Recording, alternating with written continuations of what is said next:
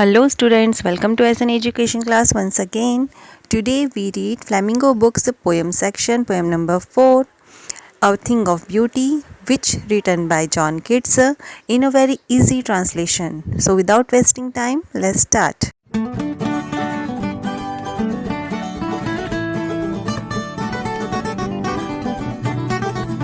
Start poem number 4, A Thing of Beauty, यानी एक चीज़ की सुंदरता।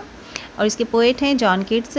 जॉन किट्स एक ब्रिटिश रोमांटिक पोएट थे और उन्होंने हमेशा रोमांटिक कविताएं ही लिखी हैं। उन्होंने ट्रेनिंग ली थी सर्जन की, लेकिन उन्होंने अचानक डिसाइड किया कि वो अपना पूरा जीवन पोइट्री को समर्पित कर देंगे। जॉन किट्स का एक सीक्रेट था कि वो हमेशा अपने रीडर की पसंद का ध्यान रखते थे। वह दुनिया को समझते थे और उसी समझ के अनुसार वो अपनी भाषा को लिखते थे। जॉन किट्स की एक प्रसिद्ध पोएम थी एंडीमियन, और उसी का एक पार्ट था अ पोएटिक रोमांस, जो बेस्ड था ग्रीक लीजेंड पे, यानी ग्रीक कहानी पे। और ग्रीक कहानी के अनुसार उस कविता में एक सुंदर से चरवाहे की और कवि की कहानी है, जो कि माउंट लैटमॉस पे रहता है और वहाँ वो सिंथिया नाम की एक सुंदर सी चंद्रमा की देवी को देखता है और बाद में इतना मंत्रमुग्ध हो जाता है कि वो उसे ढूंढने के लिए जगह जगह भटकता है, जैसे जंगलों में, समुद्र के नीचे, सब दूर उसे ढूंढता है। अ थिंग ऑफ ब्यूटी स्टार्ट करने से पहले कुछ क्वेश्चन हैं जिसे हम पढ़ते हैं। What pleasure does a beautiful thing give us? वो क्या आनंद है, खुशी है जो एक सुंदर चीज़ हमें देती है। Are beautiful things worth treasuring? क्या सुंदर चीज़ें हमारे लिए खजाने की तरह होती हैं? तो आई थिंक इन दोनों के जवाब में हाँ, कि सुंदर चीज़ से हमें आनंद मिलता है और वो हमारे लिए खजाने के समान होती है। Now we start our poem. A thing of beauty is a joy for ever, its loveliness increases.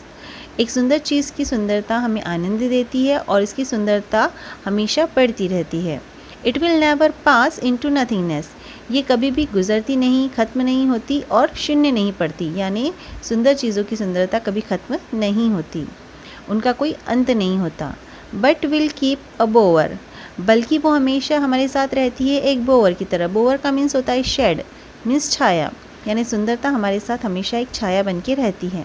And a slip full of sweet dreams and health and quite breathing, ताकि छाँव में हमेशा हम सोते हैं सुंदर सपने देखते हुए। हमारा स्वास्थ्य अच्छा रहता है और हम शांति की सांस लेते हैं। देयरफॉर, इसीलिए, on every Morrow, her next day यानी हर टुमारो, अगले दिन, आर वी रीथिंग, हम बंधे हुए होते हैं। A flowery band of binders to the earth, यानी पृथ्वी से हम जुड़े हुए होते हैं। एक फ्लावरी बैंड यानी एक फूलों का गुच्छा, एक फूलों का हार हमें बांधे रखता है इस पृथ्वी से। इसमें कहने का मतलब ये है कि जो पृथ्वी की पे जो सुंदरता है फूलों के रूप में, उसी तरह हम भी बंधे हुए हैं पृथ्वी से किसी न किसी सुंदरता के साथ। Spite of despondence of the inhuman dearth, spite of means के बावजूद और डिस्पोंडेंस मीन्स निराशा, यानी हमारे जीवन में भले ही कितनी भी निराशाएं हों, दुख हो, उसके बावजूद। ऑफ द इनह्यूमन डर्थ मतलब मानवता की कमी होने के बावजूद। ऑफ नोबल नेचर, अच्छे स्वभाव की, श्रेष्ठ नेचर की, व्यवहार की कमी होने के बावजूद।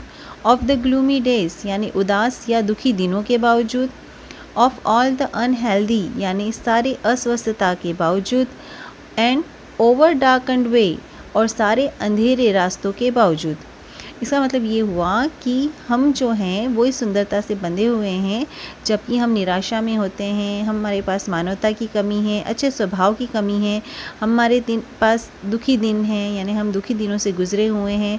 कभी कभी हम बीमार भी हो जाते हैं, हमारे पास बहुत सारी बीमारियां हैं और हम बहुत सारे गलत रास्तों पे चले जाते हैं। उसके बावजूद भी made for our searching, yes, in spite of all, हम अपने आप को ढूंढते हैं। और हाँ, इन सब के बावजूद some shape of beauty moves away the pall, सुंदरता का कोई न कोई रूप है जो हमारे ऊपर पाल का यानी आवरण का काम करता है। फ्रॉम आवर डार्क स्पिरिट, जो हमें हमारी डार्क स्पिरिट से, आत्मा को अंधेरे में जाने से बचाता है। Such the sun, the moon, tree old and young, trees old and young.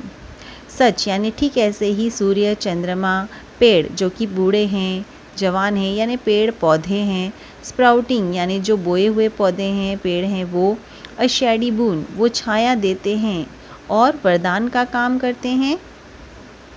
किसके लिए? फॉर सिंपल शिप, यानी एक साधारण सी भेड़ के लिए। यहाँ पे भेड़ का जो वर्णन किया गया है वो इसलिए किया गया है कि जो ट्रीज होते हैं, जो छोटे बड़े पेड़ पौधे होते हैं, यानी जो पर्यावरण में होते हैं, वातावरण में होते हैं, वो न केवल शिप को बल्कि इस प्रकार के जानवरों को छाया देते हैं। एंड सच आर डैफोडिल्स, और वास्तव में जो डैफोडिल्स होते हैं, डैफोडिल्स यानी नरगिस के फूल होते हैं, विद द ग्रीन वर्ल्ड, जो कि इस हरे भरे संसार में है, दे लिव इन, अपना जीवन जी रहे हैं। अब यहाँ पे पर्यावरण की बात करते हुए कवि कहते हैं कि जंगलों में जो डैफोडिल्स के पौधे हैं वो हरियाली के बीच अपना जीवन जी रहे हैं। एंड क्लियर रिल्स, स्पष्ट पानी की नहरें, that for themselves a cooling covert, जो कि अपने आप को कूलिंग कवर्ट देती है यानी ठंडक प्रदान करती है। Make against the hot season, यानी गर्मियों के अगेंस्ट, अगेंस्ट का मतलब इस सीज़न के खिलाफ अपने आप को एक कूलिंग कवर्ट प्रदान करते हैं। यानी जंगलों की बात की गई है कि जंगलों में फॉरेस्ट में जो साफ़ सुथरे पानी की नदियाँ बहती हैं वो अपने आप को ठंडा रखती हैं उस गर्मी के सीज़न से बचाने के लिए। मिड फॉरेस्ट ब्रेक, और जंगल के बीचों बीच ब्रेक, ब्रेक मीन्स झाड़ियाँ हैं। Rich with a sprinkling of fair musk rose blooms, और जो झाड़ियाँ रिच हैं यानी भरी हुई हैं और यहाँ वहाँ बिखरे हुए फूलों के साथ, और वो फूल है मस्क रोज़ यानी कस्तूरी के फूल जो वहाँ पे ब्लूम है, उगे हुए हैं, वो आसपास फैले हैं, उनके साथ ये झाड़ियाँ भरी हुई हैं। And such too is the grandeur of the dooms, और वास्तव में ये जो शानदार दृश्य है वो भी कयामत के दिन से, डूम्स यानी कयामत के दिनों से कम नहीं है। We have imagined for the mighty dead, यहाँ पे हम कल्पना करते हैं माइटी डेड यानी हमारे मृत पूर्वजों की, यानी हमारे मृतक पूर्वजों की जो हम मर चुके हैं उन लोगों की। All lovely tales that we have heard और रीड, उनसे हमने बहुत सारी प्यारी सुंदर कहानियाँ सुनी हैं और पढ़ी हैं। An endless fountain of immortal drink, एक सुंदर सा पानी का फव्वारा है जिसमें इमोर्टल ड्रिंक यानी अमृत रूपी पानी है भरा हुआ जिसका कोई अंत नहीं है। पोरिंग अनटू अस, जो हमारे ऊपर बरस रहा है, फ्रॉम द हेवंस ब्रिंक, स्वर्ग के किनारे से। यहाँ कवि बताना चाहता है कि ये जो जंगल की सुंदरता है वो हमें याद दिलाती है कयामत के दिनों की, स्वर्ग की, और यही स्वर्ग में से जो पानी अमृत रूपी बहता है वो हमारे पूर्वजों के समान हमारे लिए दुआएं करता है, हमें आशीर्वाद देता है और हमारे ऊपर बरसता है। इस तरह कवि ने इस पूरी पोयम में सुंदरता का वर्णन किया है, न केवल मनुष्य के अंदर की सुंदरता का बल्कि पर्यावरण की सुंदरता का और स्वर्ग की सुंदरता का भी वर्णन किया है। जॉन किट्स ने अपनी कविताओं में रोमांस के साथ साथ ब्यूटी पर भी ध्यान दिया है। यहाँ पे हमारी ये पोएम ख़त्म होती है। नेक्स्ट वीडियो में हम मिलेंगे आपके साथ मोस्ट इम्पॉर्टेंट MCQs और इन 7 क्वेश्चन आंसर्स विथ ट्रांसलेशन के साथ। So have a nice day, good bye.